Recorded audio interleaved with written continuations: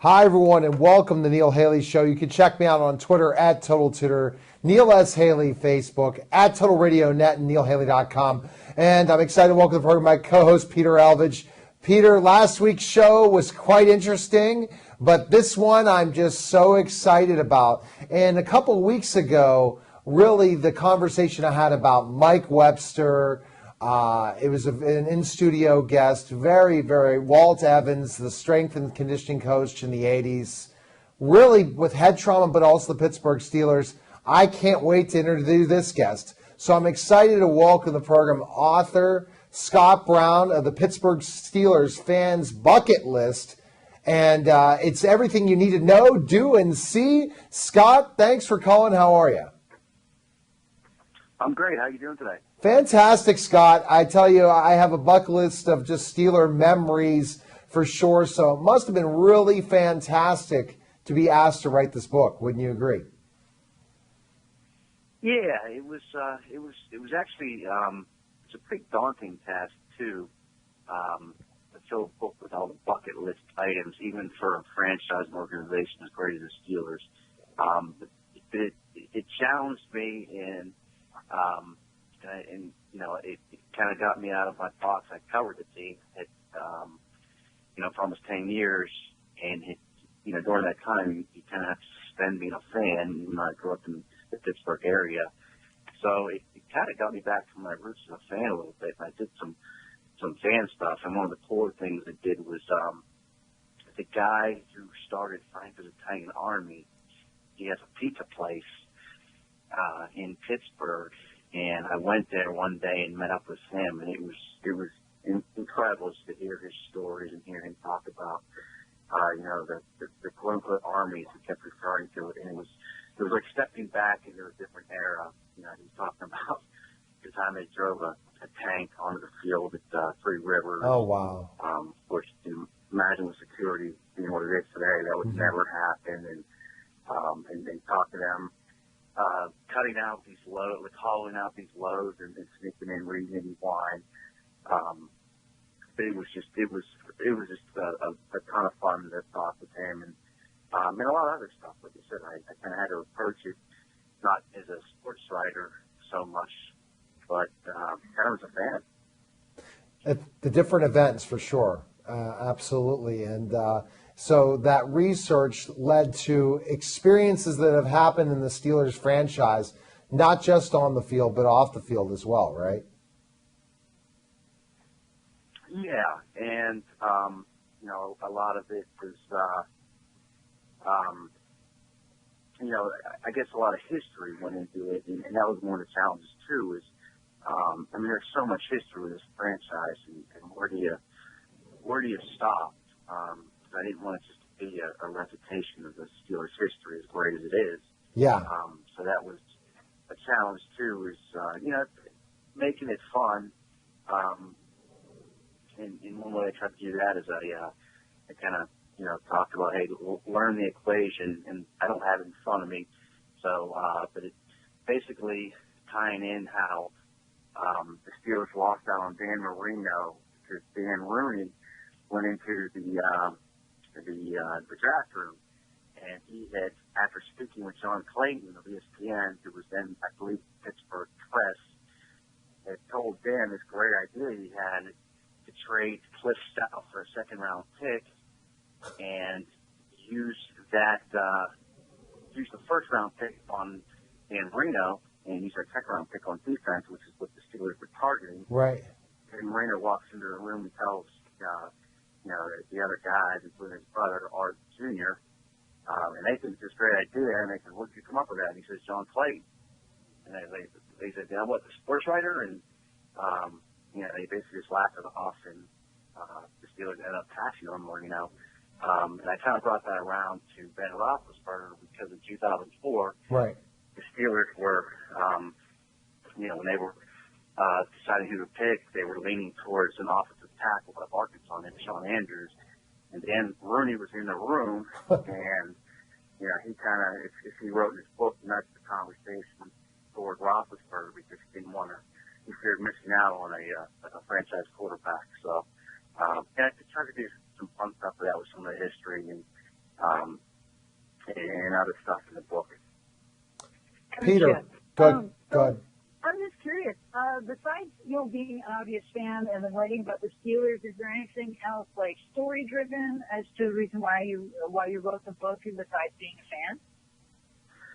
I was actually approached by Triumph, my publisher, and they had done it with a couple of other big teams with huge fan bases, like Kentucky basketball, Ohio State football, and it made a lot of sense to me because I was able to incorporate, being a fan growing up, but also covering the team, which gave me a lot of insight I was able to write about. And I covered their last Super Bowl win in 2008. So it was kind of a nice melding of covering the team and then also growing up as a fan and knowing how big the Steelers are and what they mean to Pittsburgh and beyond, actually, with the reaches of fans they have, not just across the United States, but All over the world. Interesting. Now, Scott, in all that list, what would be that was a great story about Dan Marino.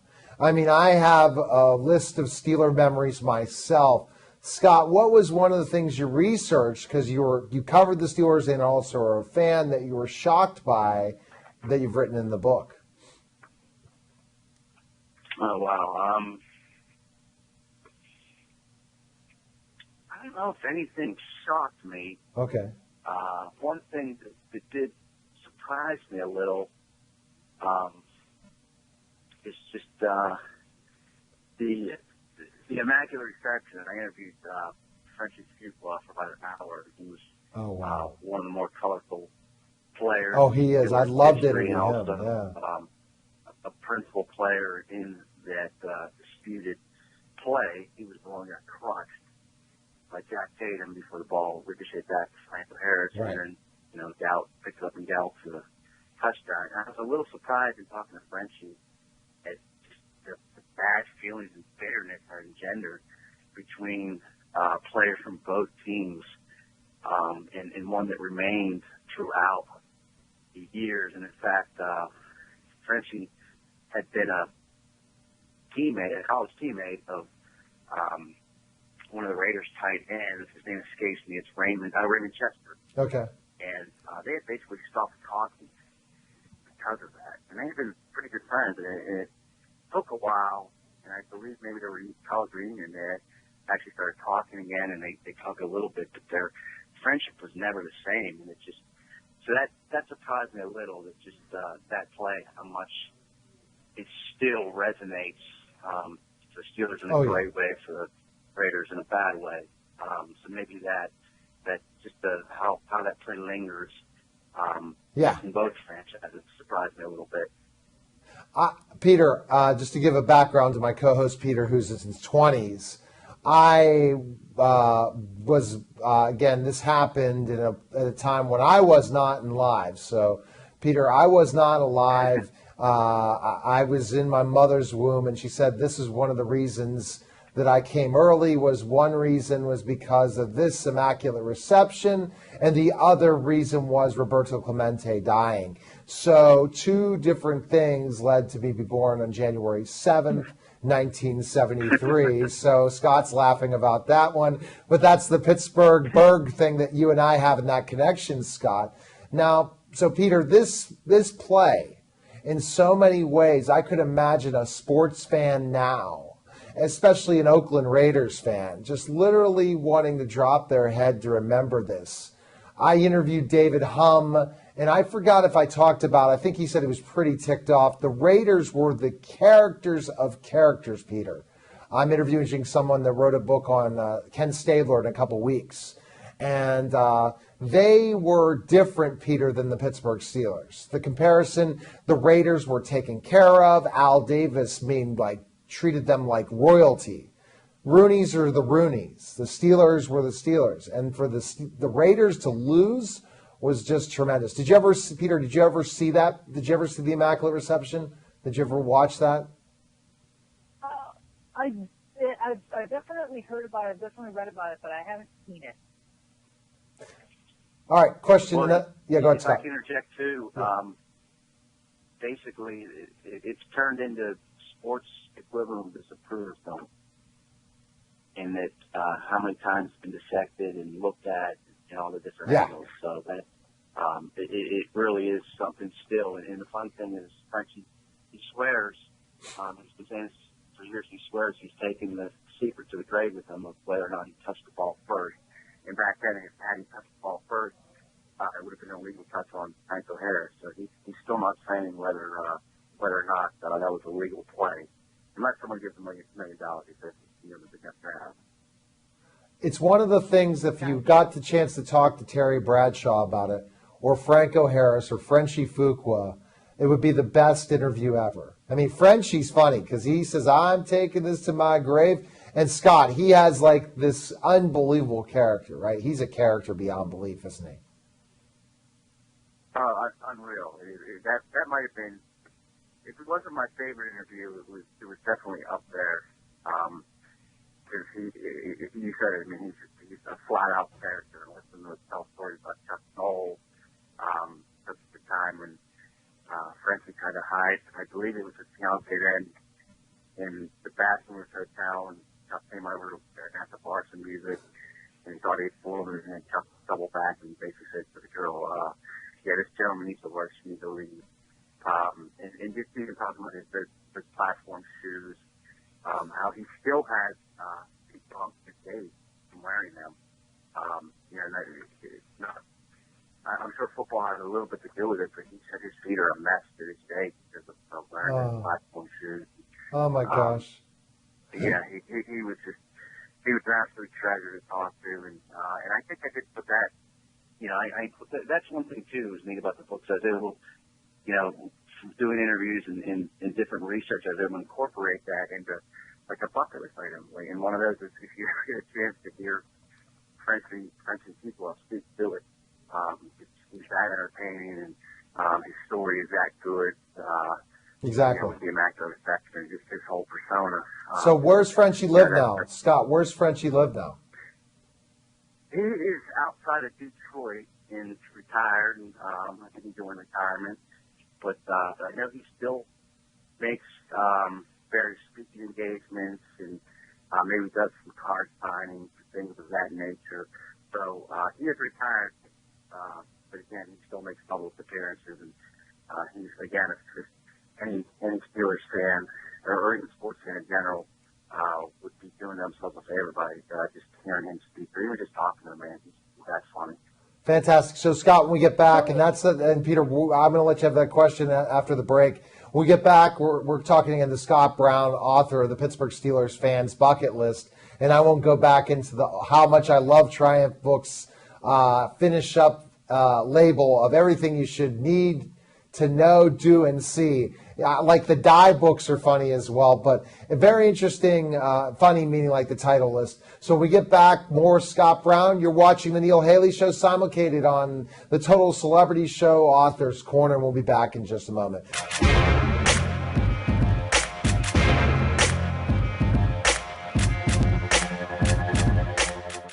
One of the things we do at BPTV is encourage our producers to film on location. Not only does shooting on location give our producers the opportunity to take advantage of their subject matter, filming in different locations gives each program its own distinct flavor. This also helps anyone who's flipping through the channels avoid confusion when they turn on BPTV. With around 500 programs produced at BPTV each year, the last thing we want people to think is that we're only broadcasting one program. So, you need to come into BPTV to pitch your TV show, but in terms of where you actually end up taping your show, the sky's the limit.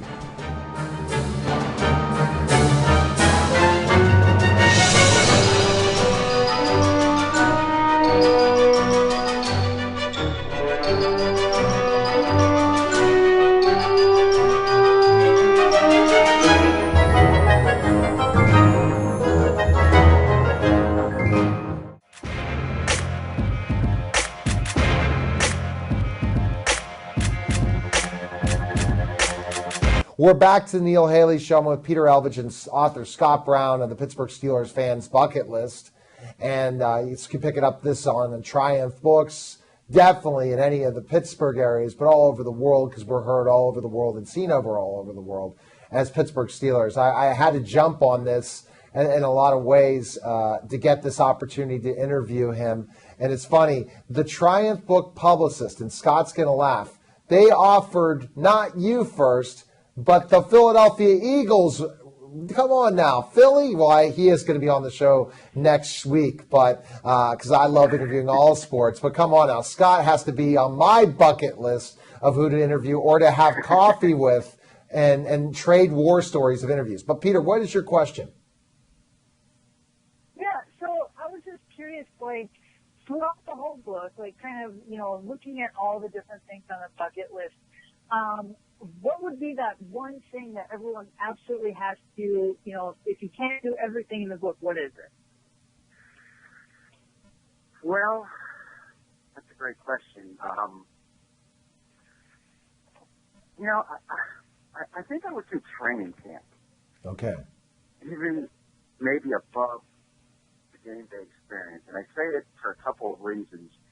Is such a unique setting where they train. And the Steelers, I believe, are only a handful of teams that still go away from camp as opposed to staying at their team. Oh, really? Oh, wow. And it's a beautiful setting. St. Vincent College in Latrobe, home of Arnold Palmer, Mr. Rogers, the various players and there's neat history. And it's just it's a beautiful setting. And I think for fans, that's the time. The practices are open, they're free. There's a lot of room, and that's the time where you can really get up close to these guys. And the training camp practices are really good. They're really spirited. Obviously, you have 90 players there fighting for, some of them at least fighting for jobs or even a spot of the team. And the practices are really good. And just the players are so accessible at that point. A lot of them, most of them, sign after practice. So I just think that, given the history they have there, the whole setting, and the chance to get close to the players for the one time of the year that fans can, and I think, to me, that's probably the one thing to do. If you can just do one thing, is hit training camp. Yeah, I agree. All right. I definitely think hitting training camp, you're right, there's only a few places. I have great memories of going to St. Vincent's, and also when the Washington Redskins were in Carlisle, Pennsylvania, where my grandmother was from.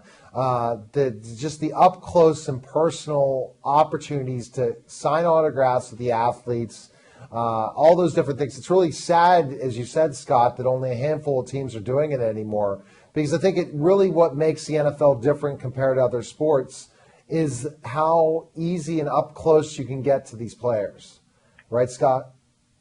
Yeah, and again, I mean, no thing comes close in training camp. And as you said, it's a shame that that's kind of going away as far as teams not practicing at a facility that's not their own. Because, I haven't been to any of them, but I'd imagine most, if not all, the practices are closed. And it's basically just like, every other time of year. And, it's just a really cool spectacle to see. And one thing too, if you go to St. Vincent, just even walk through the parking lot and count how many different license plates there are as far as different states. Mm-hmm.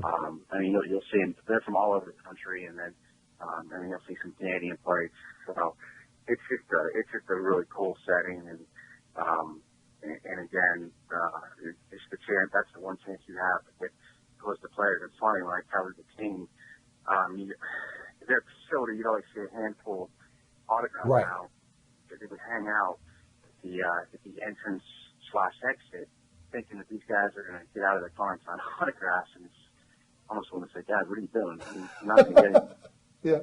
So camps the place to go for an autograph house, just want to see the Steelers. And remember, too, at that point, when camp opens, we haven't had football in 6, 7, 8 months. So it also brings back football and gets you really pumped for the season. Exactly. Gotcha. Peter, another question. So, so I'm just curious, just to kind of flip my previous question on its head.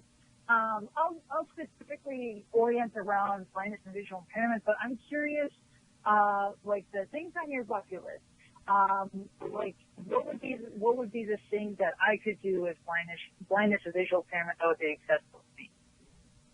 I'm sorry, I had trouble hearing that. Could you repeat that? Yeah, no problem. So I'm just wondering, like the things on the bucket list. What would you recommend for someone who has blindness or visual impairment? What would be the thing that's accessible but also the best thing to do? And again, this is for someone who's Blind and visually, he's blind and visually impaired, and he's an advocate for that, and that makes a difference, sorry. Scott. Yeah. Oh yeah. Wow. I mean, I still think training camp would be a neat thing because of just the sound. Yes. Great. But well, I got one for you. Here's a good one. Is go to Pepe's on the north side, which Okay. is a couple of blocks from Heinz Field, and get yourself a Roethlisberger, assuming you're not on a diet. That's one thing I did. I'd never tasted that, and I went in, as part of my game day experience, and I ate a Roethlisberger, and it was tremendous. It's a very party-sized burger. It's part sausage, part ground meat, and they have all the fixings. I believe there's a big fried egg on there. And, Oh my.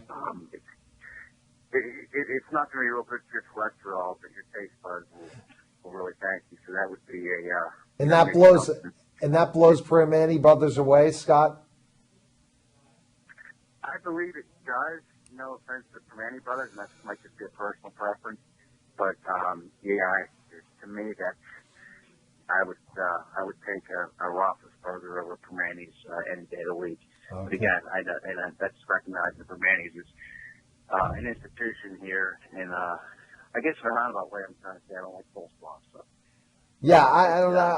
I tell them always though. I always tell Scott for them to hold the coleslaw. So okay, let's so let's go into another thing from the bucket list. So basically, these are things that Pittsburgh Steelers fans, rituals in certain ways, but also history. So I'm kind of trying to get all this down that we have history and we also have experiences, right? Correct. You talked about training camp. You talked about food. You talked about watching something like the Immaculate Reception. What other things would you say on that are on the bucket list that people should, before they pick up the book, which should be number one on their bucket list, is pick up Scott's book? But go ahead.